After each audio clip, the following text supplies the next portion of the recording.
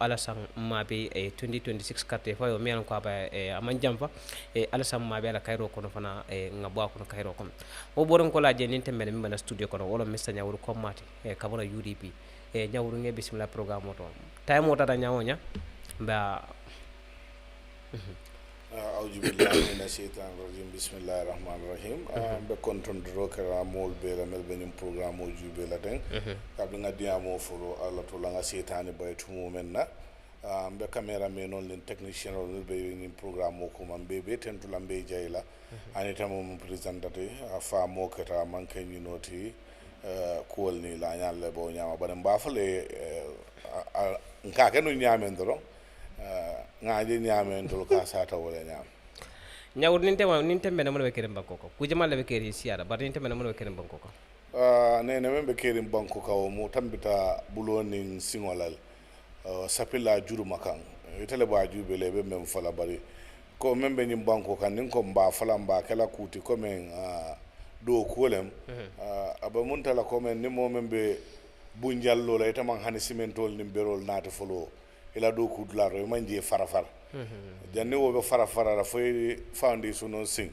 simentol nim berol na fo concrete ko le newle ke je beton le ke je bungoy lo fay bank ndol be o tembol to nyim banko ka alama alay banko ma ko yana banko silalbe bari ko e ko kata ko woni yurwa ku jamal be kiran Gambia banko ko mala fay ko jelaba ha to nyale ito la yirwa ko menti wol fanasi satano le ni banko kan ni ko adam baro man fen kafujan amang fen ibe banko ne wole kam fandi ko to e mol fanan nene ay fen jamal la fade jan kabrin adam baro na rajabo da la fade kabrin adam baro na kuran da la fade kabin adam baro nata tulo da la fat karam munjo la fat l'hôpital dio da la fat paso da la fat fo be da la fat ay wala faale ko fo moli o yitandi mol ay wala faale Nyawuru ko sone aro ite kadi la faro ani ikole la faro ko wala fo ay pour wa jamal la fat yirwal ko ma kay yirwal ya tanya to senko mo wote yirwati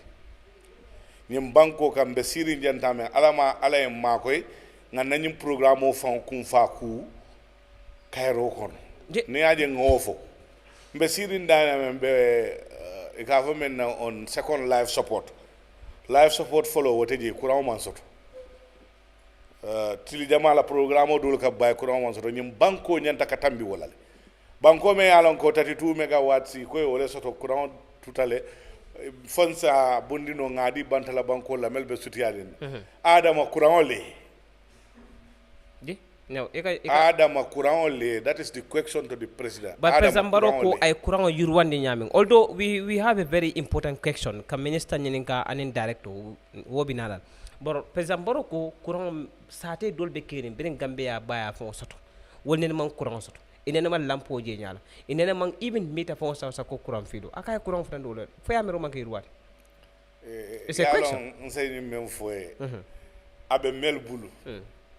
Ama wol si e kata itandi mo la mel masot wota yiri watu mo jarabolet e ko wol jarabile kata be melbul ama wol si e kata itandi mo la mel nene masot e se wol kumpandi e jarabinde satarate sila te futalema fannene musulaw be ni la wato tema yalla nene nyim banko tambitale pour ka nyonde ne say abe mo be lankena marine mo le be nyaabe tilindi anko adama nakurangol le 32 megawatts ko addoy telefo abe tulaje kama boy ka generator dol fa munanal kala generator fa nga fo janne mba fala kotenke ku modu namu tonya da ka 50 na sinya fala o sinya saba ko maje banku kan ni dunia kono yela sovereignty soto yela independence soto yela electricity wolem the energy that people rely on for their daily livelihood wala la luwalum safarol ni la balunya be dendin nin kro mem bala wobe bantala banku dobul fo ne ima woje dula nene mo woje dulado hani vassal state sol mele alon ko mam full independence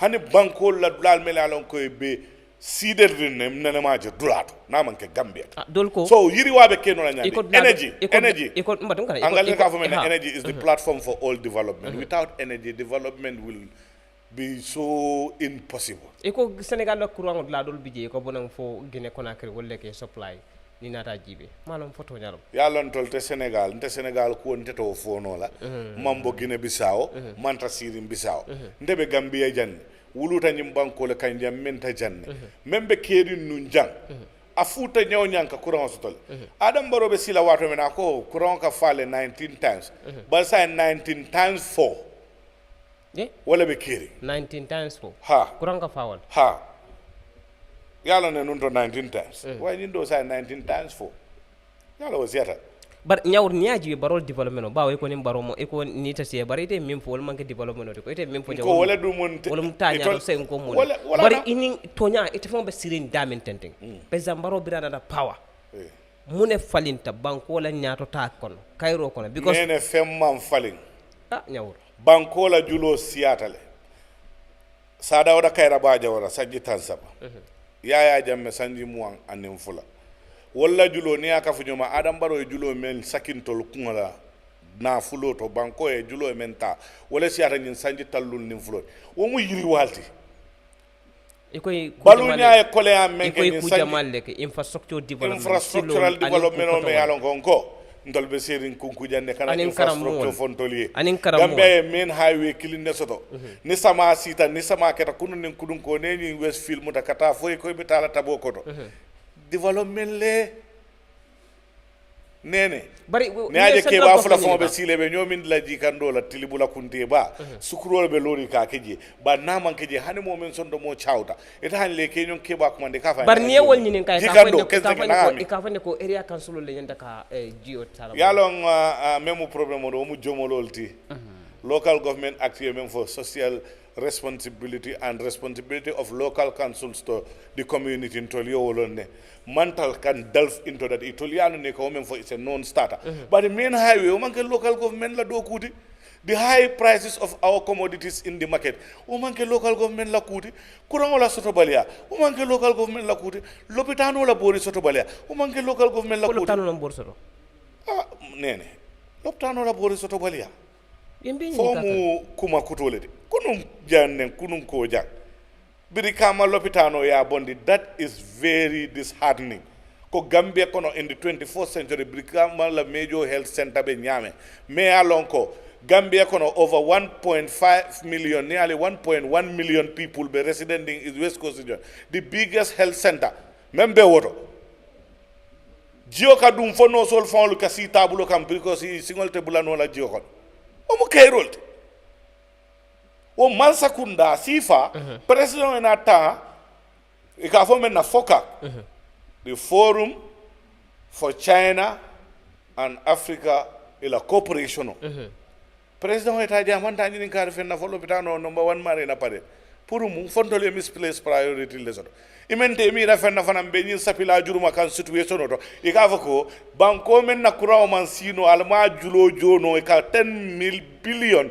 CFA be banko men na kuram fanal sa kodole nani kodole adama kodole ila moy ron kana mina kan nyin sene andi ikata julo belal ba iko julo ntama fo minister laf ministre fo la ko ntela kumate jamfala nte nata kumola mem man soto fanan na kuma soto bo fo balo nyin me ya fo le ministre mem be marding energy la nyin banko kan adam baro men tama bulo na nyati energy sector to na ni juara ko 10 billion CFA franc wala be unpaid invoices mel ya lonko banko nyanta ka jo Senelec sign kodole adama nani kodole kuranole katune den kanyin ka ro kenin Gambia right now, even in this urban Gambia, 90% of the commercial domestic energy are all prepaid. Wale mko cash power.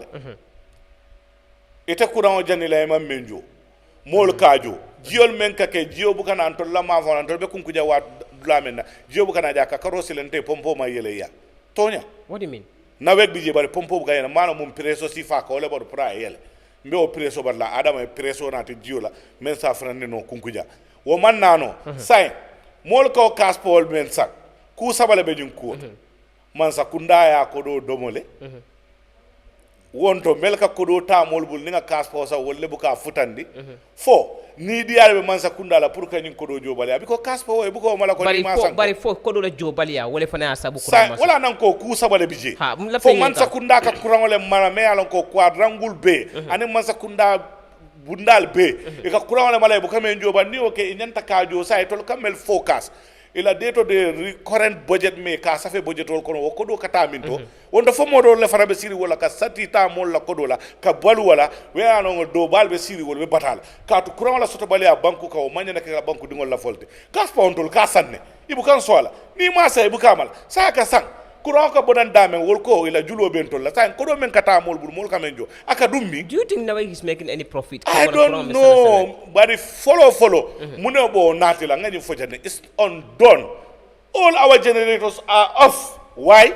Adama generator be often generator ñu mabe malore na be malari Gambian bankolti na be malari ni generator be malari why we rely banko on mi yanko ni vice president olam banko mi yanko ni national assembly banko mi yanko ni sefo ni alkalum ani mol mi yalan ko stakeholder soldum banko mi yalan ko a function independent soto ila miro to muna sabu generator bo off la pour katala wo nyama den nga fo janne sometimes ni afo iko is a political gimmick kumale me alon ko politician on le ka fo mele alon ko malla fi man sakunda ni na membe siring but wata nga trajectory tata meaje ko Gambia is slowly and virtually losing its sovereignty walen county me alon ko fambe fambulu won to la banko diatale wote jang kotenke man sakunda man sola na men ka ada barode abokale control be situation men kono man sakunda ti jande jang local council le bi jang man sakunda be Senegal le di chairmano len Adam Baroti minister wol len councilolti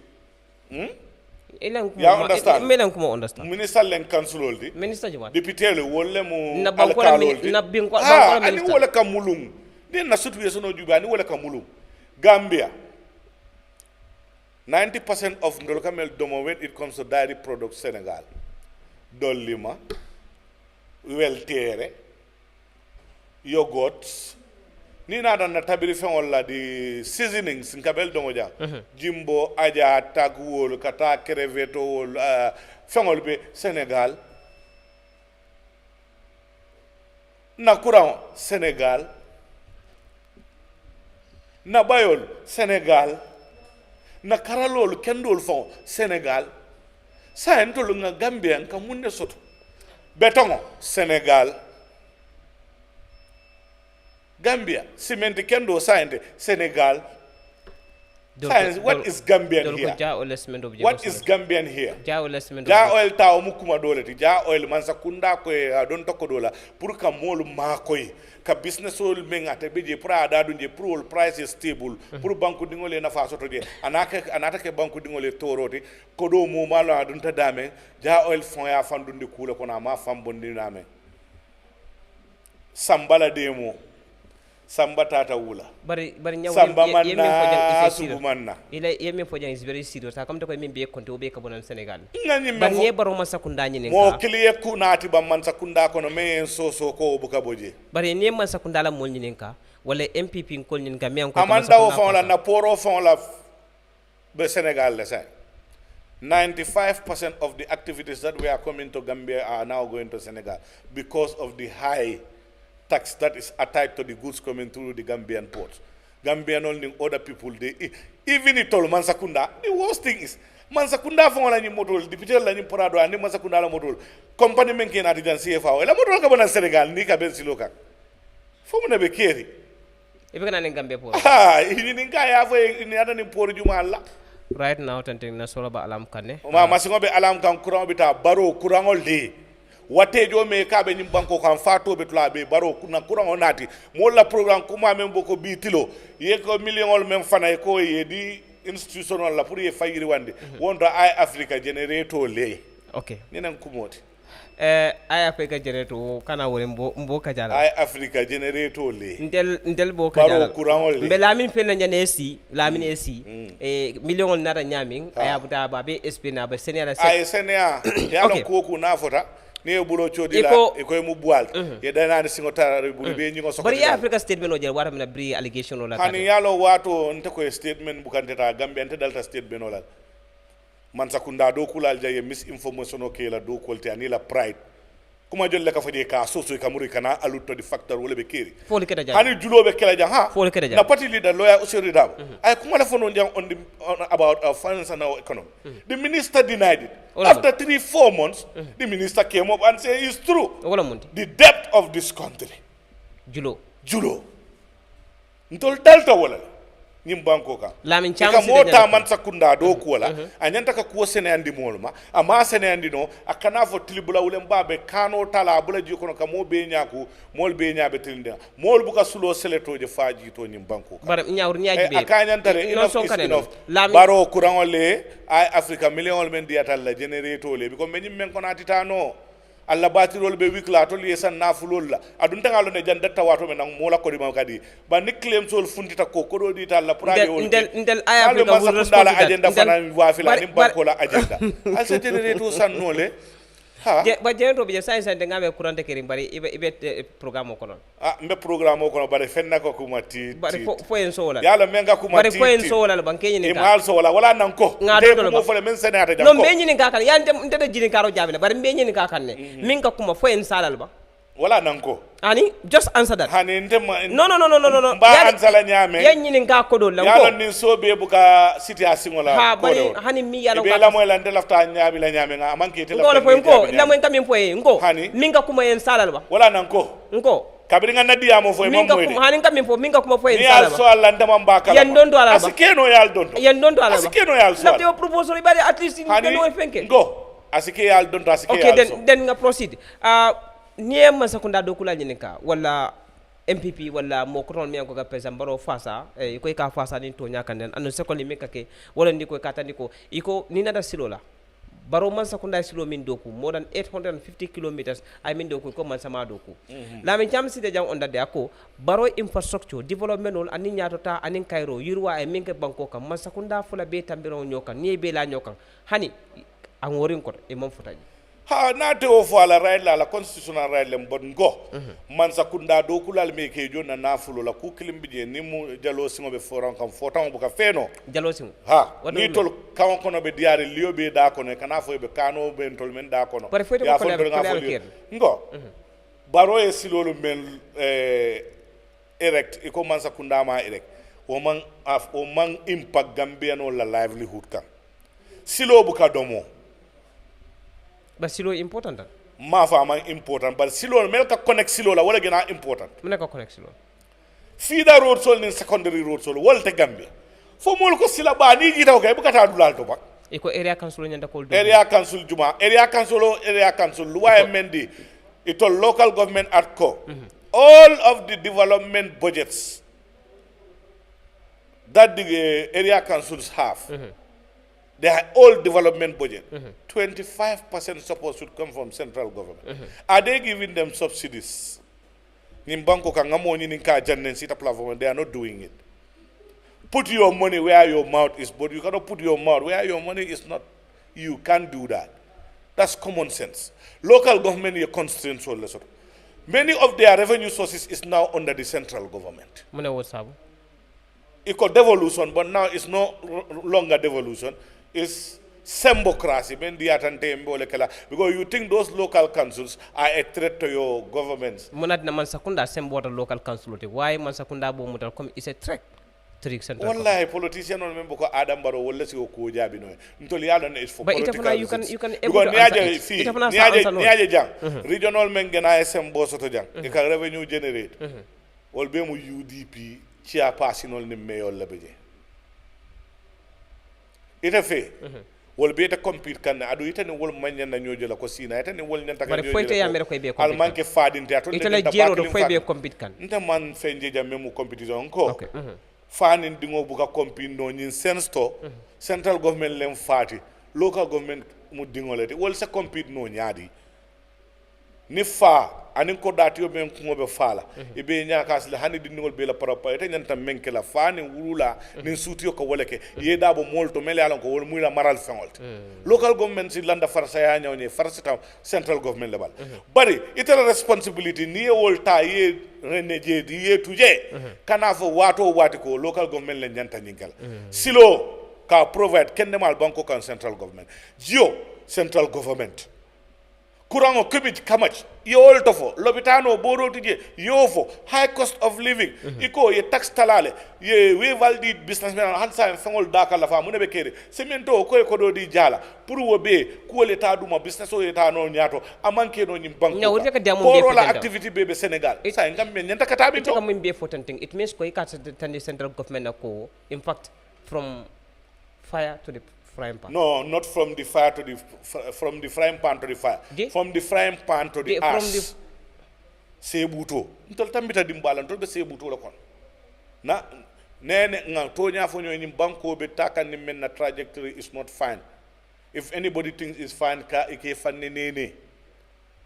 Ni sa sata ni tata ni lopitan bunda to doctorol ni no sol ba kataka bari be equipment ol mem fonkle be do ko kala men la ateje iko ni ta lopitano dolto banko do ni ta lopitano do consultation fee iko o jol jani be doctor jele iko o jole ku jamal babi je test nin ku ko non iko bar gambe dam mala mi yalanko ye $50 dam wala $25 jo ye ku be so je boro so je fengo be 200 boro ju ma price tam ako $50 is wala tumala ko $50 ye boro ye wala foja afa mare ko nte ko nga challenge open debate Makati Square any day any time nta membe jang I'm a victim ngal la l'hôpital nte dingo la l'hôpital la bota je amang hani karosi every other day ngata antibiotic o sanne from the open pharmacies outside abuka sotoji clindamycin I will say it openly here clindamycin IV abuka soto ngata sanne every day 3 shots for my baby. It's very expensive. When the government is talking about jang ni tata l'hôpital kabrin to ascertain whether the kid has some sicknesses in the blood electrophoresis cannot be done in RVT. You have to go to AQ&A. What is happening in this country? That the only teaching and referral hospital in this country cannot have tests for electrophoresis or electrolytes. Me alon ko ni ba determine la fo dinni ngoy sickle cell soto le bam fama soto sa ni lopitano men buko baga sifal soto I kana fonte ko kakke mele jo ko do men ka spend health kuntu donol men ka ni health kuntu global fund ka ko do jolle dundi masingol kunto jam mele alon ko nyanta kan na data kende ya bundal ke yiri wande ke mako ke subvent Gambian ko nurses and doctors are trying but they don't have the basic equipments to do their job.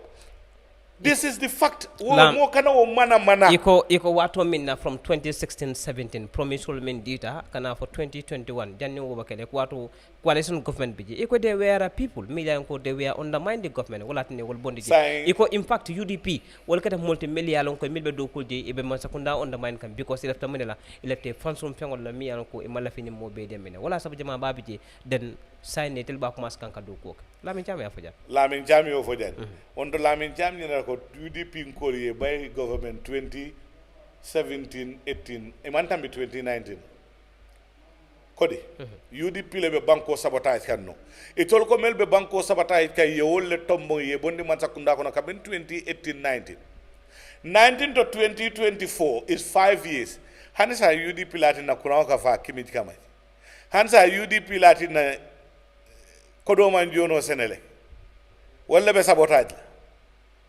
hanisa UDP latina lansino man soto no aning ID card banko ka UDP le fana wa sabotage hanisa UDP latina banko me la contract issue regulate no in the providers of the ID card UDP le obesa UDP latina kabring OIC kedaja president tan lulu nim fenyanta nana president woro wula nana o ama aussi UDP le obesa sabotage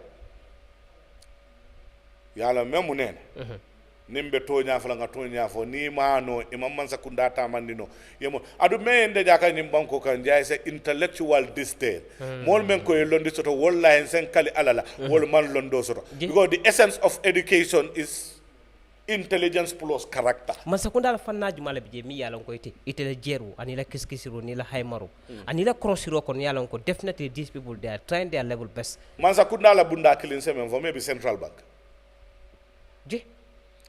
ma for finance de ibe la moy landal de man sakunda la bunda be bunda killing maybe central bank because maybe ni central bank to keno numbi mbanta mbulo ci kanyo kan kanyo date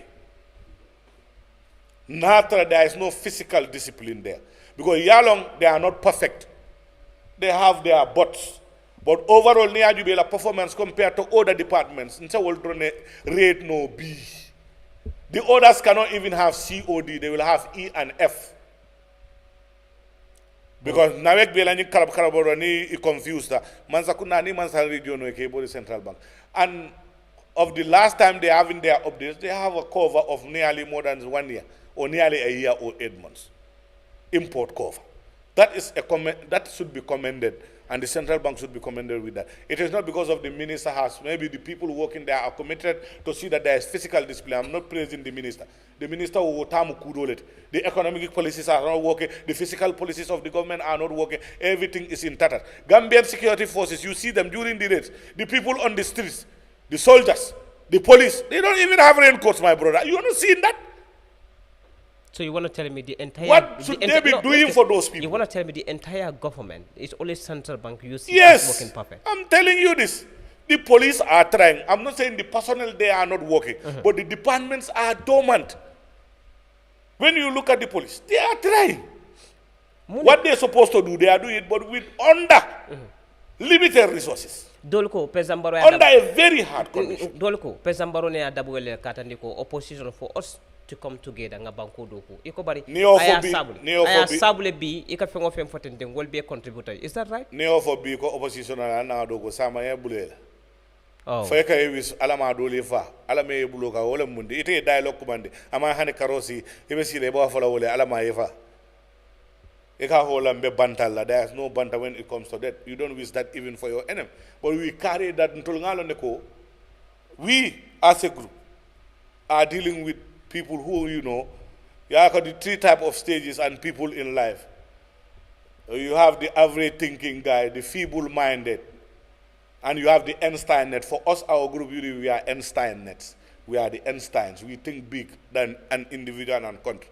We work with everybody, including me. If I see anything that is not working properly, some people can attest to that in media. I'll call the people concerned who are not even within our party to tell them this is not working right. You're supposed to address A or B or C. And there are certain things they are doing. We are also equally happy with it. Now, the new operation Clear the Road is good. Yeah. Now it is with more of a human touch, and it goes with banter and laughing than before. Before it has no human What was the difference? The difference is this. Before, there was no human touch, there was no banter, there was no listening. The canale malafia fonye, luajin kame ebe bola janne ebe fenkraten. Sign they will listen to you, they will know your plight, give you a time frame, do it with laughing. In second round of Cabra started, you might arrest, come a manhandle. So follow the okay. Follow the okay.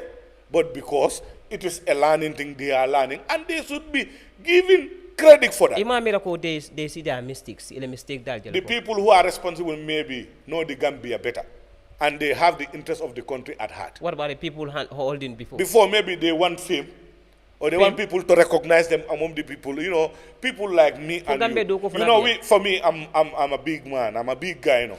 When I come out, I don't need people to recognize that I'm out there. You will see me whether you like it or not. The frame will show you. But the likes of Nene, when you come out, you want people to see you. You will do everything so that you will I have to make some noise. Make noise so that the attention will come towards you. Maybe that is an issue. But right now, and we want to advise the government not to even undermine the people who they assign to work. Because I've seen an instance where a permanent secretary, Deputy Permanent Secretary of a department is affected by this operation Clear the Road. When you have a head of cattle, I'll be very blunt because I reported it. I saw it on the road. I reported it, and he's trying to show his authority. The Deputy Permanent Secretary, I don't know whether he's in defense over there, it's called Duloba or whatever.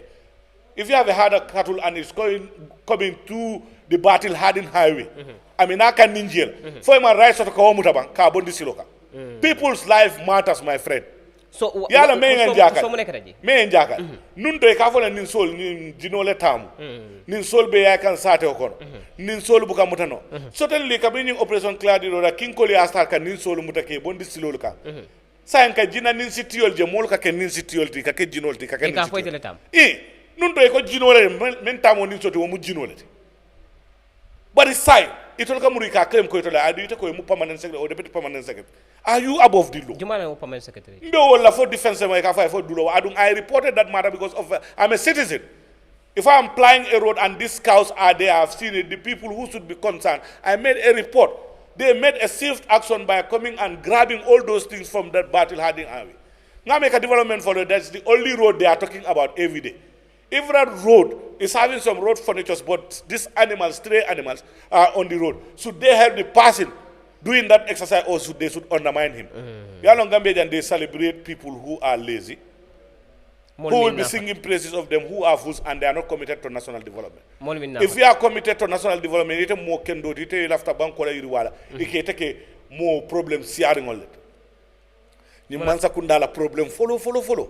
They cannot identify the genuine people, the fake people, the money seekers, and the people who are patriotic. Imolong they san Adama. Adama la kafoko. Masakunda miye molta. Adama la kafoko. Masakunda miye. Ndele promise kukili nanya nene. By December 2024, ni Adam matama nyame na mabula taka politician ol men nati ni platform ol to all the politicians. All they are money seeking people. They are sweet in us. Sweet tongue. Some of them have snakes in their mouth. Itoli fallo ne tolla melke kina radio and intelelto. Wolum mo lete mena ko biya fo jandundu. Yala mo ne NPP la problem especially ila young politicians. Consistency. Surwal ka fo mena amun kalas. Je. Te de ngane wehna. Gana ele ngane ñulna. Gana wadi ele ngane bi bu honhala. Ñun duñ ko jël tol to wotala. So MPP will be. You cannot say me I'm clueless so before. I'm not patriotic. But now this thing it means you are referring to somebody. Mo kilina ko the president is clueless. What you want? Doctor of information. Minister of information. Dr. Juma. Dr. Lebeja. Dr. Fulala. Hani Dr. Tejande. Yalon de ka mo for doc ntaba fala mo doctor. Ni ka manual ke ni ka ko men fo wol ni doctor la manual ni la Kultar. Banita kamenge walni fenkanyo letara fenkol. Capital. Astafullah. Alamat la man capital doya. But Dr. Roman Kadiam come along ko layman lang on the street. Iya for mole for Dr. Nyadi. Kunu ita ko nyimang faham. Ita mo killing of bi Islam alaikum aliman sakunda din nan lafta fonga na patio because a concept lesson men na tata fat. But from mobi jele mi yo for mi ala ko Dr. Cisse. Dr. Cisse what? I'm disappointed in him. Munadna. Kuma killing I am for me along ko mbuka wala fi kawo moy. Dr. Cisse nyanta alon na maybe his appointment ya turning Silomena is political. But his functions and responsibility are apolitical.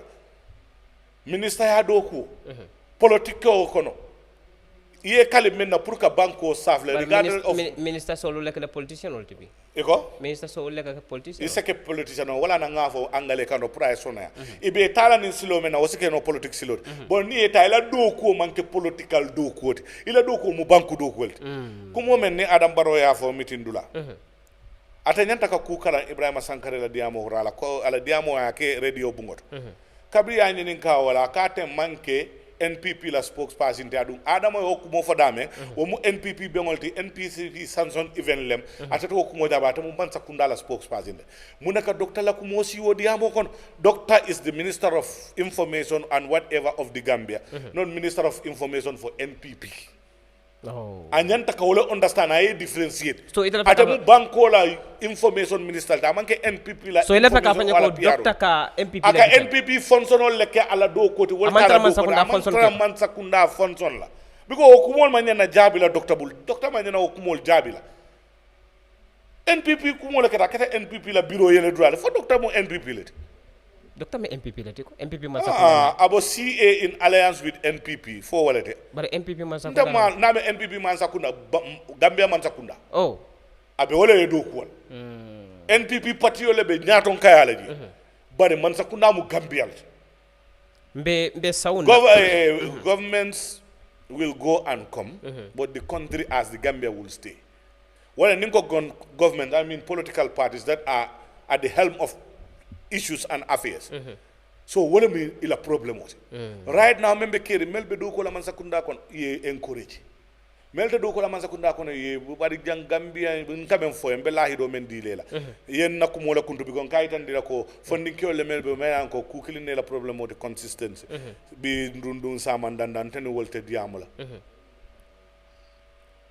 By 2024 December. It'll be juturi la men la do wolem grassroots politician. ku sababe mansabulu nte fola mansa manya na feala wala o ku sabol kono kilim mansala o wol kiling mbe wala bondila NPP nganati UDP mba tela touch je mbe je tela touch mba sambala baba ya kotu awe mbahalo do molaji ba mbahal do mo mal wati de mbahal do mo mal wati dobe watile le biko mbahal do mo mal wati de nin do en watile mbahal do mo en tol watile mbahal do mo mal wati de sanji mo an nani sanji mo an woro mbahalo be do mo law sukarabe continue ka do moji ni men nata do mo na ma me wati wala kata ita ma understand bar mbahal do mo yala alta falina ani ita ma understand ya malta falina mbahal do mo la man ke kilinti mo jolla kam mbahalo do mo do na ma me wati wala kata bar mbe o sambala baba ya abe mbahalo domo la je nga juice dia la je nga namuru afon ya te afon la dato anengoto muna bondi NPP ka not UDP. I give you people until December. If the status quo man falling ntele nga nyim foye adu mansala o kusabol kono kilimbe wala tala me alon ko mansa o kusabol niti nyata mansabul le mansala mansa yabat yamira man dakiba man sambaka butu ndama fode ndama moto fode nkole ko nte wala lamin champo nta malonde nko mbe motal mbe monati la UDP December comme December iba moyal wata may muna balende butum momo mun tete speculate la nda vola dembale patele kalem kadu ni baytandi la koy tol be jikri men la ko politicien mote wol noma ni malalanna adama mantra bengo mento fendo man foje e ko nenele meeting ko mande o modol ni wole commando ke mo tandine dankulema e ko adamatina minister tina director tina atol droite droisi ko alne dankum manna kankar kunda kare tebe tundo mena mo tantine dankulema ita ko wollen serious politician non nim banko be na nyame namanke mola jusu jati anin fannene o anin ka hadume nafulo noma ye banku di yata ya fayi koma ye do kota ya fayi koma ite ko londo le soto molbe jim banko kana melan ko half education lem londo be bulu melan ko do mande o men kara e be baluka nyai tarol ite ko ni la degree ba ite ni la londi ba ko ite karanda ite ko ite balu no le fay ni man saki man sakundal ka kuma soto bo fo balol fasa ka kuma fo mele alon ko kunu ite ko man keno ite keno la adu me man sakunda dandal la fa ye hakkilo to businessmen ol to ngajele ni watin kon abubakar jawara be sojarol sola kodola abe policeol sola kodola abe mansa kudala bundal sola kodola wole mu kuti menge na garawto duniya ko imam ro kala banku di ya nyanto banku di ya nyaadi nyanti ko siko ya soto banku di ya nyanti nyaadi ko ñim banko on tol nga kik bagol lon ni banko kan nga mol lon ne mele alon ko ka sweetinal le di mol la ebe activité ko do mele alon koy nim banko lu wal man tan dan koy ke da sorong e ka mendi la pour ni ka di la wadi ni wadi abota police ol fawoso kan ko do la sain abota sojaro ko way muna nawo ka ke nunto abukake fasane abubakar company la nim banko ka bari mame ko abukar non kane social corporate responsibility social corporate responsibility hold on ko abukar ma nyanto soto ka police kunda so ko do wala I'm just asking you I nyanto soto not in that way silol le ba ay ta ka soro na lafta ka soro ke man sakudala bunda be yebe be marin police ol femme alon ko ila company sa dino la ta ita man feñ wasi keno le every time to show face and claim ownership when you give him money to security agencies and security forces in the open is tantamount to bribery, corruption, and yielding what? Self-perpetuation. That is a fact. Yaje dauda hey hinkolengo amambede ni motem hinkolew na ka dila hadama dingo is human nature. It's natural justice. You have a soft spot for that person in your heart. Because akaloye cool. One way or the other, you are indebted to that person. Man lafi moye in-depth security la jang. Security should be doing their job. If anybody is giving them anything like any banko la yiriwako be but not to see yourself as somebody in business that you came as a sacred cow. Okay, mbasa wona beta UDP. The wala foka nyem pour you understand Abubakar Jawara Masakunda yeke kwat. But ngani mem foja. To nyambe wol tentu lambeje la operation clear the road. Iba katakan. Civil society mamanta. Civil society ya kata. Yela kuwol kebe mel no nga wala expect. But not to sit on other issues and other issues for king kolina la molu. Be tentu lambeje la. ebe menke ka yo continue ba ni authority mele amira ko ka bula authority no make threatin ite ni so mo la ni so mutay woli ojo ni ete tamata itam permanent secretary wala ni ete tajola the rule for the geese should be a rule for the ganda abutu ngabe buluji but in warning le di pour let them know you abuse authority power tends to corrupt absolute power corrupts absolutely okay ngajere ko bunda ko ton wultal civil society wultal anin kunda ko ton katandi ko masakunda national assembly iko kabambunin kunda do ko ton la pour kaje ko masakunda e dami yalon ko fengo fem masakunda kenole de banko bele kenole mo masakunda bulo kon pour ka tonton ya di jumal le yakalamta yalla comment fait His Excellency our party leader lawyer Usenu Numukunda Dabako Mansakunda Esas ye commissioner londi kabo 2017 na momo ye landman soto ya declaration of assets for every senior civil servant banko fele ni lafta ka banko la sobe ya long ka corruption ni nyin jenkol ni nyin klimbali akale ni banko momo offshore account mo any account be bul dawda na be noma kabirim bakara for wanda nas dole tumiro ke ko alla pati leader ay keno soto jala ande kedo sonni man sako ya lan se kuma kelim fo nene mo dol bi je ngamara e man clever adam baro lem president ala aj political rival mu usenu dabole ni kul keta je wol men ni silo manta aban jari to li o nyini ka wol folobe o fundindila nying fotale o deportation ko don ko ya fo e kayto bonni me ya bonni oni mbite may nene ma bondino ila aj political enemy taka kule ke all the time me ya lundo wala political career ka tinya kala imitanis pour mole nyewale fala yalla nyin kuma membe adama baro ibe kuwo men kono aboko le yesu ngomuta bulu kan wala live and direct iko wallan membije ima foko mo kilinata mi ko chief justice la residence aboko le state house adama tata state house ya jame tata state house sa dawda tata state house kabini sa dawda boje ya jame nan ya jame botaje adama ni adam botaje dole minaje muna mo state house tano bang yo ke la personal retirement home tiba state chief justice la residence be wole nyama gambenol are confusing things It's not a personal land that belongs to the Chief Justice. It's a land allocated for the Chief Justice residence for any Chief Justice na nata nyanta ka stay wol to fanya na la tenyo be bana a Chief Justice. What do you know la Adamala as a retirement home? Ate o requirement on memfonje as a president of a republic you cannot be allocated land. But Adamako before even he became president, even after becoming president, in 2021 he did an asset declaration. He has more than 5 or 6 landed properties. Adam. Yes, he is exempted from that rule. For Simon Nyate Wolabang.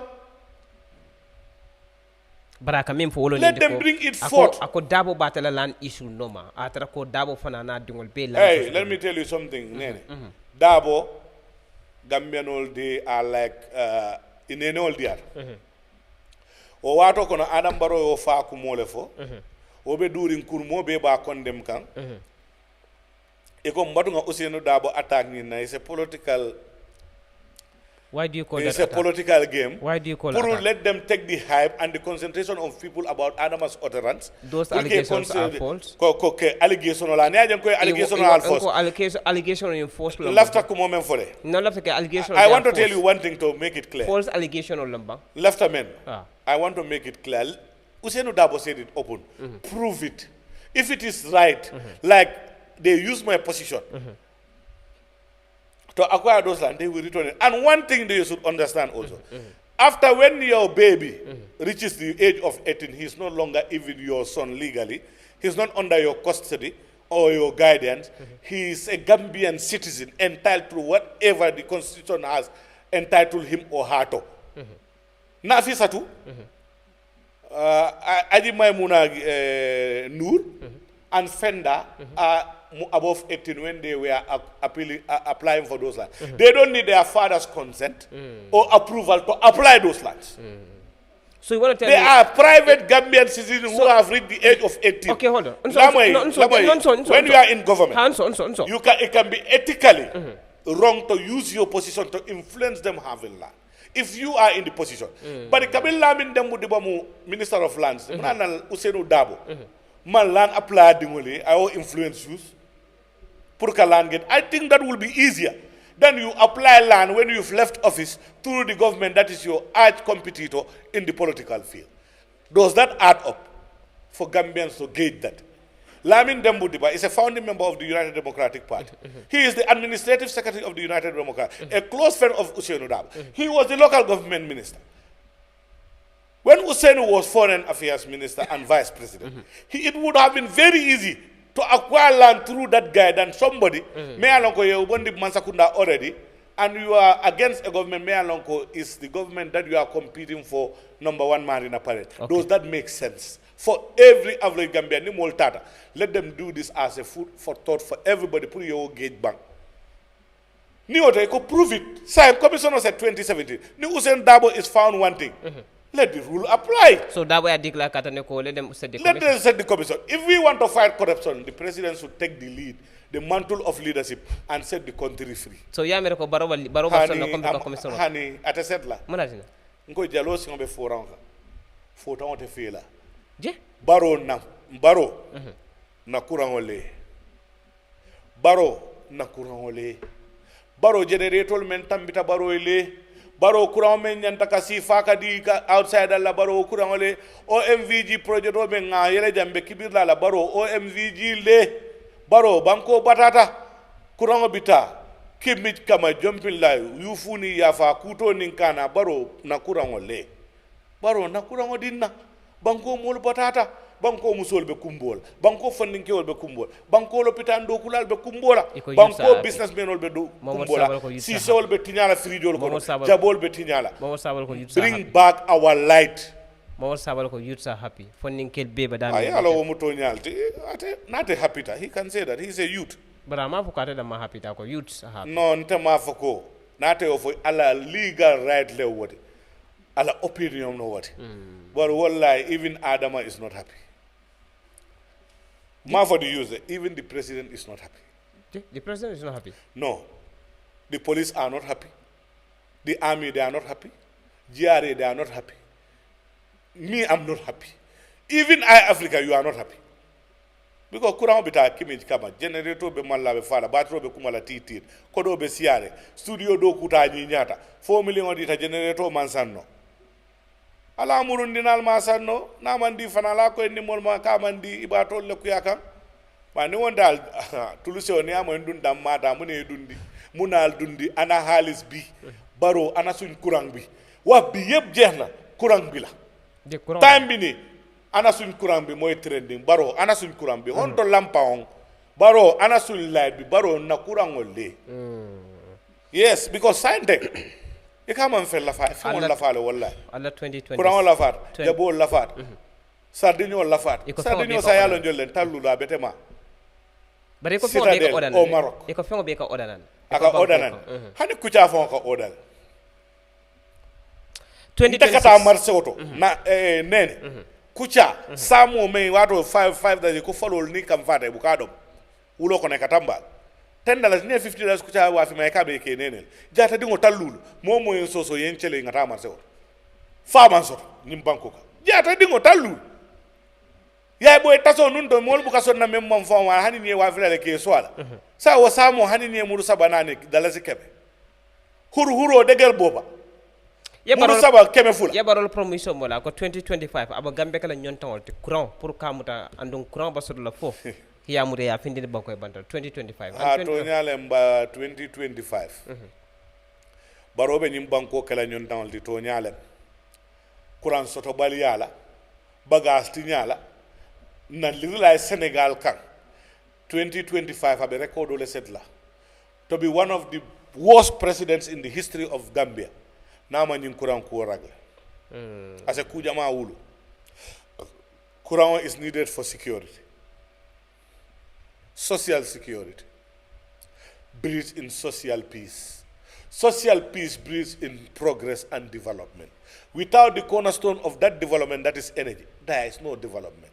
Any serious country will control your energy. Eka e-governance for digital economy yo close na fate wala di digital economy banko ka mel la courant mansi ika mone digital gateway no available Kurang no available. Internet no available. We have the most expensive internet in the world. Yeah, in the world. Yes. Iko Absal Road men create jani OIC project mina open challenge for anybody. It's the most expensive Absal Road for a kilometer all over the world. Nane maji. Woldunga ke 4-lane carrier jollede per kilometer. Ite Mansakunda with all the road furniture. Ite fengo nsongana ite Mansakunda fengo muta mi yalon ko ya kilimandi ya nganyandi ko nyon tangolum akam detel dia moko lefa kata Mansakunda ma fenk. E mantra banku dingol le kono to dia kan kibaro la men nyanta kala mole na fati. Même muy to lakum kilin na fati. Ibe hole foka. Bari membe ko yalo men jakali nyim banko ka. Mol ka kodo sunya. E ke fak en ridni banku dingol la kodola. E ka business all nim doku dulali le but yes still they want to have the best and the most honest people to run their businesses. Itolle dun tilimbaliata sunyaro no more bait. But ni la business all ni la company li la ni la offshore place all. Ikalafi moment tilinta, moment sobe ada, moment ko fata te cikar kela te sunyar kela. Wasike no bang. Eko won tosi sawa dingo ngunu mano bang. Ngamra kucha ni be duala e ka duwa sima la bare kumo. We have few minutes we'll open line 2323. Ani wala kamme. We will open line by line well 2323213. Kabonang fanna koton la banko kanin banko e bantala nintem menate bitilo programme lo nene mes bojang Mr. Nyawuru koma kabona UDP 2323213 be line well le ninga line well ngaji be fana mol miyam ko nimbel denta programme wona we have only few minutes maybe you talk about 6-7 minutes asaka mo fon sifan dani bajala ko kacha nin takran del dammati bari mingana important a bedata wolo nin diko mbe kacha minge kan mantara sonkala bari comme man sakunda lon kam bulol mbole tray kam pour kaje ko kalonde bulu kan bajala ko man sakunda nyokana soso fana kana nyofa den mbe ka foro nyokan man sakunda tambini silo lay baje ko man sakunda fana cencem be ngata ni silo miyan ko abagana betiala abo abe mol contana jama baka min folon ko nyinin karo dol kede jane mi yalon ko katanin kuram bungola fanala iko kurangol le mi yalon ko promise ol dira katani ko 2025 banko kala gambe kala nyontawol te mi yalon ko maral fengol la fanalo bang mi yalon ko sola project mi yalon ko aketa combo jambour sola project mi yanko akata combo jambour o sola project ning akata fente mi yalon ko akumata bedata bari 23 megawatt solar panel oning min follow nin ko min follow nin ko yatandi ko there is no way iko abe kata kuwol jama bale kala pour kala fanna kuramol 2323213 momo yalon ko lafte data programme ko no fo number call wolon 23 okay nga kamarba official kamarba e bismillah programme moto hello kamarba hello kamarba hello kamarba hello kamarba kamarba yes nde moy kan kamarba e bismillah programme moto mana ay Africa la lay no dada programme kumari mbale be ndula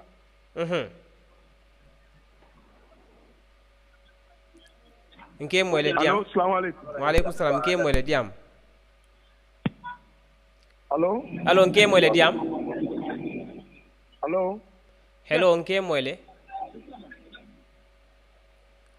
mba min kela kamar basa commandro ko kotenke bar wanti lafta min fala wolen ko nalba commandro kala device o mbal bala tele lom bam fo mobile lom fo fen ko tongol lom ali jam fanal fon e sajin sanyo moyno ni wonten kuma kangol ika sonyo kanne den nani nin karo nin jabir walla lafta fen fala ta falo no ay sene ku jamaale be men ko nyanta ko wol kaja lan issue fana kata fente mi yalon ko janim bita lan issue fana kata fem bati mi yalon ko banko kan anu minister promise di kata ni ko suratu la mankoto keno ken mi yalon ko italam ya sodo nin silol kam man kunda e fasa nin tonya nin tilun kan akam to ila keno e ba sotol na kareta taraje bar jama balbe nin karo ke kan ila kenol la ila gadinol ani la kenya ko tol mi yako nga kamar ba ko soto ko tan hello kamar ba yes ndane mbal moy kan adun Allah ni programme ni apira bake nyata so ko mo soto ke abarakam bel denta yaje de douala banque dum kendol min bo ko tawul mon kifal famo be la bala ci so dar kende adi france ko wattu bi kanna ke bini banda ba sifat ko tonfo min ko tene ay bunda ma ay fenne tukko ma min clair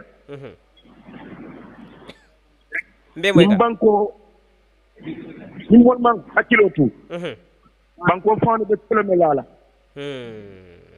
bari ni mo le fundiran jam da banko la ko la sa ko politiko ni exemple o judo kabri APR jamano la ni United Democratic Party findire seven ni do dawle politiko ko ni bidro bari sem man ko commission do whether financial or human rights abuse UDP man men kono kulu commission e men dante di wodo wobi o nyaakili una be molula banko dimol bi jande nyaabe ko molula wodo ni mol ngeen ni de fundala nga banko mo ko to biya la banko mo ya lon ko niya tambira ni mele sang kuma kensen ko mo liye o mi kensen wara nka kubalu ke no banko buga taw ni ko banko mo ne hakilo la buga economic bugi ne no okay kadu wol fon ci jabi o jabi do wala de keri nim tambenna di economic ci jara bro ci ko control mol meda fulale ko ali nga na belto ci ko le amen ni ma banko kan bari ba fulale ko do ala baraka do ali continue ni programme ci bala al mimbara aparaka bake kamarba e tentu ngejayi ila kumandironi e nyawur ya feminist o mit feminist on kon time o bantala fere because be dole fana time o sunya kan e juto kuran soto balianing aya sabuna time o sawunta tar fo fanna ko tan mi ko ngami tan sabajani e wonde time o kono e bari nimu fendet mi ko kumatale kuran wala system woning anin jio kuran wonin jio ay important tale niya jibe fana manjay wol fon bo complain kan katandi ko jio mu fendati anin kuran o ila fanna la tanin na wati wol fana complain tale ngaji kibar kay e akamta ko watta beto non han bundum fana wol fana complain so ibajel ko futa nyaawo nyanyama min gana important betata e ngamira inyanta bere kele kido da isaje ko den be ka furu nyokan ka banko mu taka nyonta wat ma fa koy mantra ke kan banaton koy ba ke kan fana e ya kata ya kudu kata la kan e ni tata lan issue fana la fenno mi ka ko mata ba ka lan e kene ku diamo jama adun tadu mol jama le tema jam masakunda simfata pour kaje ko andu jama ba ka min folon ko wolan na kaytol ike da man sakunda la fiscal plan no man kata fo ministry of lands plan local government la fanala ike be da jelto so akum mata ba ka man sakunda simfata nyawru jannim bita ngalon bod la pakaslal ay taram mole kumpoto UDP 2026 iko parti ko la parti mel ka ofo wolu mu ñepetol leti kuma ñini na leti ela fakuma la balense kon vola UDP kankilin kuma kilin nya ko masim buka tambi nyato sinna tol mal leadership vacuum soto we have to understand wata mediamo siata diamo be siala mana diamo siala patio me alon ko jiko bala koto mol be lon tako wolem patio di men si Gambia bondino barako bala je la hope #2026 UDP adiamo be siala dol bina wol mina adiamo la ka create bara lonko to fana la ka fokono maybe tol fana le dol kijele e be undercover missionol le la e be report back la when the time comes but time will tell bari amata la kul ko de but time will tell wala yama la kul ko de UDP kuma killing kan killing tol mal leadership vacuum so we have our leader his excellency lawyer Usenu ANM Dab and all other structures are in place 2026 no diamo yalongo 2026 be 2024 itol be diamo le bebe e kanyi mo la ni hala ko jube 100% o manke UDP ite ni la fakela UDP you want to have a say on who is going to be the flag bearer ibe dame bola ena UDP you become a bona fide member. That is democracy. It is everybody's right to vie for whatever bon tol man leadership vacuum soto man issue soto everybody nagi right soto le priya soto ite même mira ko ite fey ite la fita wol bon tol UDP alpha bennale Mustafa alpha bennale mol bennale be padan kaben fo wolem ko to nyande kay to la problem mbaɗo Mustafa cika hold mbaɗo Mustafa cika Mustafa jobate ka bonan talending hello Mustafa allo bismillah programme oto Mustafa na tentu ba ka de palo abaraka belden tala